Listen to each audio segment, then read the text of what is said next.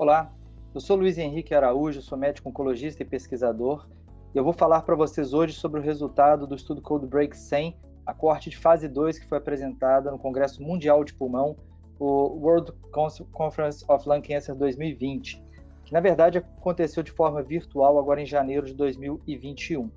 Então o Dr. Bob Lee apresentou os dados dessa coorte, que foi também publicada na New England Journal of Medicine, sobre o uso do sotorazib, o primeiro inibidor da classe de inibidores do Carras G12C em câncer de pulmão, uma coorte prospectiva de fase 2, são 126 pacientes incluídos. Essa mutação G12C do Carras tem sido descrita entre 7 até 13% dos casos de câncer de pulmão não pequenas células, principalmente nos adenocarcinomas, né?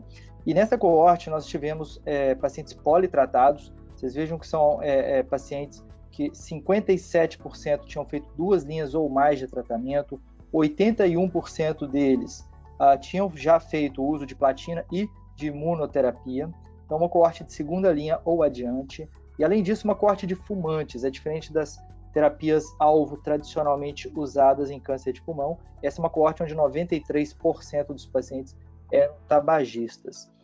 Sotorazib foi usado, que é o novo nome do medicamento AMG 510, né?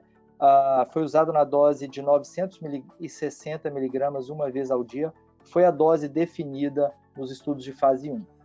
Apesar dessa coorte mega ultra politratada, o sotorazib conseguiu uma taxa de resposta de 37,1% e uma taxa de controle de doença de 80,6%. Então, foram uma taxa significativa de respostas, respostas profundas, algumas delas inclusive respostas completas. As respostas foram precoces, só para se ter uma ideia, 72% dos pacientes tiveram a documentação da resposta logo na primeira tomografia realizada no estudo, e também duradouras. A taxa de duração da resposta foi de 10 meses, que é bastante significativo para essa população. A sobrevida livre de progressão foi de 6,8 meses, e esses dados, portanto, validam os números que nós encontramos no estudo de fase 1, na coorte expandida de fase 1. Então, mostrando a atividade do sotorazib nessa coorte Carras G12C para câncer de pulmão avançado. Além disso, essa resposta foi documentada independentemente de marcadores epidemiológicos, características clínicas ou biológicas. Por exemplo, mesmo nos pacientes com PDL1 negativo ou com comutações, por exemplo, de STK11, as respostas foram documentadas. Portanto, não parece hoje haver um subgrupo que não possa se beneficiar da terapia anti-Carras G12C ou sotorazib. O tratamento foi bem tolerado, houve uma incidência relativamente baixa de eventos adversos grau 3 e grau 4, da ordem de 19,8%, taxa de descontinuação foi baixa, de 7%, taxa de modificação de dose foi baixa, e não ocorreram eventos adversos inesperados, além dos já documentados no grau na fase 1, e nem mortes relacionadas ao tratamento. Portanto, um tratamento tido como bem tolerado. Esse resultado levou à autorização, à aprovação pelo FDA americano dessa terapia como breakthrough.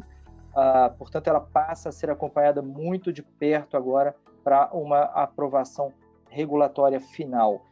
Os estudos regulatórios estão em andamento, que é o grande estudo fase 3, o CodeBreak 200, com vários centros incluindo pacientes, inclusive no Brasil. Então, os médicos ficarem de olho para os pacientes com Carras G12C não perderem a oportunidade de colocá-los no estudo de fase 3. O CodeBreak 200 randomiza para sotorazib versus docetaxel em pacientes que fizeram platina e imunoterapia.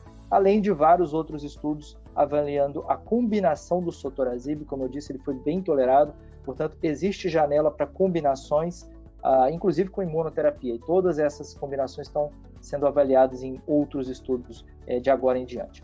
Muito obrigado pela sua atenção.